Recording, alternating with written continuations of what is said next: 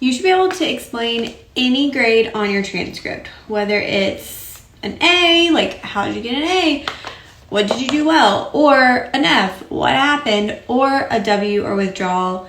We want to be able to know what happened. Like, why did you withdraw from the class? What led you to that decision? I think sometimes taking a W versus a lower grade is actually a more mature, well thought out decision because you've recognized there's an issue and removed yourself from that class for the time being. So yeah, be able to explain it. Will you be asked? Maybe. Do I think you need to explain every W in your personal statement? No. If you have a whole semester of them, maybe explain what happened. But otherwise, that's a great thing for supplementals, for interviews, for you to be able to kind of show your academic abilities and, you know, what was going wrong, having the self-awareness to know when you need to make a change.